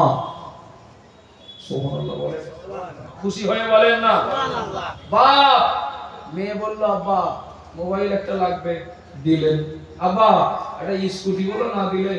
প্রাইভেট করতে যাওয়া 3 কিলোমিটার রাস্তায় মোটর সাইকেল পার্ক দিয়ে বলা হচ্ছে না, তা আবদার পূরণ করলেন বাপ হিসাবে, দিলেন। আমি বলছি না দেবেন না, আমি বলছি না দেবেন না। এখন ওর শখ মেটানোর জন্য, ওর কষ্ট কমানোর জন্য, ওর চাহিদা মেটানোর জন্য মোবাইল দিলেন, স্কুটি দিলেন, কি সাইকেল কিনে দিলেন। আজকে আবার অন্য জায়গায় যাবো, সব বান্ধবীরা সব একসঙ্গে, কি বন্ধুরা মিলে, আজকে 500 টাকা লাগবে, চাচ্ছে, আপনি দিয়ে দিলেন। তার চাহিদা মেটালেন, তার শখ পূরণ করলেন। যখন যা প্রয়োজন আপনি দিয়ে গেলেন। বাপ বাঁচবে দুনিয়ায় হয়তো আপনার মেয়েটা 60 থেকে 70 বছর, অনন্তকালের জীবনটায় ওই স্কুটির তুলনায় ও রাজভোগ খেয়ে যা তৃপ্তি পাবে তার থেকে বেশি তৃপ্তি পাবে যে জান্নাতের নেয়ামত ভোগ করার বিনিময়ে। ওই সুখ, ওই শান্তির হকদার বানাতে আপনার মেয়েটার পিছনে বাপ হিসাবে কি দায়িত্ব পালন করেছে? কেমন ভুলে যাচ্ছে নাকি বাবা? গোড়ায় যদি, শুরুতেই যদি মেয়েটা বিগড়ে যায়, বিশ্বাস করুন আমাকে কেউ ক্ষতি করেছে, তার প্রতিশোধ নেওয়ার জন্য আমার এই বক্তব্য নয়।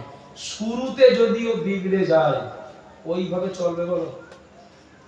ওইভাবে বলে চলবে? যদি চারাটা হয় আমের চারা, না বড় হয়ে বলে আপেল দেবে না, ও আমই দেবে। ভুল বলছি নাকি? চারাটা যদি হয় নিম গাছের চারা, তো বড় হয়ে ও আঙুর ফল দেবে, এটা আশা করা যায় না। নিম ফল দেওয়ার সম্ভাবনা বেশি, তবে মাঝখানে তদারকির আকপিসের কারণে কখনো খারাপ ভালো হয়, কখনো ভালো খারাপ হয়। আবাজান মারা মনে কি দিন মা বোনেরা মনে রাখুন, কিয়ামতের দিন ওই নাফরমান, ওই ছেলেটা, ওই মেয়েটা যখন জাহান্নামী বলে ঘোষণা পাবে, আল্লাহকে বলবে, যদিও আমি হাফেজ নই, কোরআনের কোন সূরার কত নাম্বার আয়াত আমার সব স্মরণে না থাকা না স্বাভাবিক, তবে কোথায় আছে আমাকে চাইলেই আমি দেখিয়ে দেব। আল্লাহ পাক রব্বুল আলামিন কোরআনে উল্লেখ করেছেন, কিয়ামতের দিন ওই নাফরমান ছেলে মেয়েটা যখন জাহান্নামী বলে ঘোষণা পাবে, মহান আল্লাহ পাক রব্বুল আলামিনকে ওই জাহান্নামী ছেলে মেয়েটা বলবে, আল্লাহ পাক আব্বা আমাকে একটু দেখিয়ে দেন। কেন? তোমরা জাহান্নামে যাবে, তা বাপ মা দেখিয়ে দিতে হবে কেন? বলে আমার বাপ মাকে পায়ের তলায় পিষে সঙ্গে করে নিয়ে জাহান্নামে যাবো। নাউজুবিল্লাহ বলে, নাউজুবিল্লাহ বলে। একা আমরা জাহান্নামে যাবো কেন? আমরা বা আমি জাহান্নামে যাবো কেন? বাপ মাকে ডেকে দেন, পায়ের তলায় পিষে ওদের সঙ্গে নিয়ে তাই জাহান্নামে যাবো।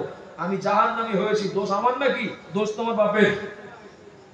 ওই আদরের মেয়ে বলবে, ওই আদরের টুকরা বলবে, ওই ছেলেটাই বলবে, আল্লাহ আমি জাহান্নামী, দোষ আমার। দোষ তোমার বাপের, দোষ আমার, দোষ তোমার মায়ের। সুতরাং জাহান্নামে যদি যেতে হয় আমি যাবো কেন? বাপ মার ডেকে দেন, সঙ্গে করে নিয়ে যায়। ভালো লাগবে বিরাট, ভালো লাগবে বিরাট। কি বলছিলাম? হ্যাঁ অবশ্যই বাপ হিসাবে সন্তানের প্রতি দায়িত্ব পালন করতেই হবে। আমি লেখাপড়া নিজে শিখতে পারিনি, তবে চেষ্টা থাকার দরকার আমার বাচ্চাটা যেন শেখে। আর এ ভাবনা 100-র ভিতরে 99 কি 98 জন গার্জিয়ানের, যে আমি লেখাপড়া শেখার সুযোগ পাইনি, তবে আমার বাচ্চারা যেন শেখে। টাকা যা লাগবে আমি দিয়ে যাব। আমি ভালো বাড়িতে আরাম করতে পারিনি, তবে আমার বাচ্চাটার জন্য একটা ভালো বাড়ি যেন করে দিতে পারি। আমি সাইকেল ছাড়া যানবাহন ব্যবহার করতে পারিনি, তবে আমার বাচ্চারা যেন মোটরসাইকেলে চড়ে একটু আরাম করতে পারে। বাবা সঙ্গে একটা কথা জুড়ে দিলে কেমন হয়? আমি অতটা আল্লাহর হুকুম মানতে পারিনি, তবে আমার বাচ্চারা যেন এই ভুল না করে, এটা আমি খেয়াল রাখবো। আমি ধর্ম বেশি মানব, আমি ভালো গাড়ি চালাতে পারিনি, আমার ইচ্ছা আমার বাচ্চারা চালায়। আমি ভালো বাড়িতে আরাম করতে পারিনি, আমার টার্গেট আমার বাচ্চারা যেন আরাম করতে পারে। আমি বেশি টাকার মালিক হতে পারিনি, আমার বাচ্চারা যেন অনেক টাকার মালিক হয়। একটা কথা জুড়ে দিলে কি হয় সঙ্গে, আমি বেশি আল্লাহর হুকুম মানতে পারিনি, আমার বাচ্চারা যেন এই ভুল না করে, ও যেন বেশি করে আল্লাহর হুকুম মানে।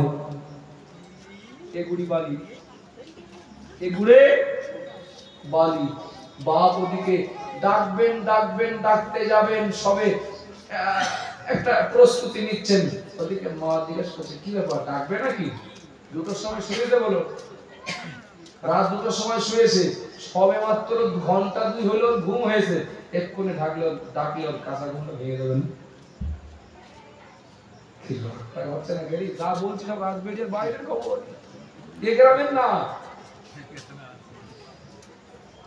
হাজী সাহেব বললেন আপনার ছেলে বিড়ি খাবে, এটা আমি আশা করি। হাজী সাহেব বললেন আপনার ছেলে বিড়ি খাবে, এটা আমি আশা করিনি। বিরাট লেগে গেছে, সোজা বাড়ি চলে গেলেন, খোঁজ নিলেন, আমার সেই ছেলে কই, কি আছে তোমার? তো চোখ মুখ দেখে মনে হচ্ছে তুমি খুব টেনশন আছো, কি ব্যাপার? পরে কথা কই, সে কই, কেন কি সমস্যা? ও বিড়ি খাওয়া দেখেছে ওর থেকে। কেন, কে বলেছে তোমার? মানে এমন একটা লোক বলেছেন, সে লোক মিথ্যে কথা বলে লোক না, মানে ও সব বাদ দাও দিন দেখি, আমরা ভালো খাচ্ছি, আমরা ভালো পড়ছি, দিনের আমার উন্নতি হচ্ছে, গ্রামের লোকেদের সহ্য হচ্ছে না, তাই আমাদের নামে বদনাম করছে। না, তোমার কথাই মানতে পারলাম না। রিপোর্টটা যে লোক দিয়েছেন সে হলো ভুলভাল রিপোর্ট দেওয়ার লোক না, ওই সে কোন দিবি যাক আসলো সামনে, তুই বিড়ি খাস, চোরের মন পুলিশ, মুখ দেখলি বোঝা যাবে না, আরে তোর ভাত বন্ধ, তুই যত সময় আমার সামনে ওয়াদা না করবি যে আমি বিড়ি খাবো না, তত সময় তোর ভাত বন্ধ। বাড়ি বলে দিলেন, কিন্তু বাড়ি কি হাড়ি পাতা করে বসে থাকবেন নাকি? তোর ভাত বন্ধ বলে কাজে চলে গেলেন। মা বলছে তুই সামনের দরজা দিয়ে আসবি, পিছন দিক থেকে ঢুকবি, ওই দিক থেকে ওই দিকে চলে যাবি। তো বাবা মার কাছে জিজ্ঞাসা করলে বলবো খাইনি, বোঝা যাচ্ছে নাকি?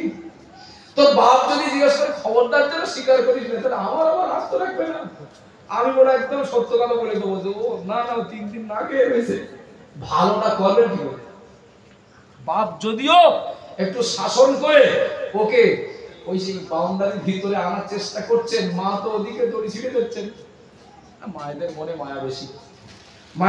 মায়া বেশি, দরদ বেশি, যার জন্য মায়েরা এগুলো করে থাকেন। এটা যে অন্যায় করছেন নিয়তটা এটা থাকে না, কিন্তু যেটা করছেন ঘুরে ফিরে রেজাল্ট হলো ওটাই হয়। অন্যায় করার নিয়তে ওটা করেন না, তবে কাজ থেকে প্রমাণ হয় ওটা অন্যায় হয়েছে। তাকবীর দেন, নারায়ে তাকবীর। একটু জোরে বলবেন, নারায়ে তাকবীর। আমাদের সকলের প্রিয় বাংলার প্রখ্যাত আলেম মুফতি রজব আলী সাহেব হুজুর বলেন জিন্দাবাদ। বাংলার প্রখ্যাত আলেম মুফতি রজব আলী সাহেব হুজুর বলেন জিন্দাবাদ।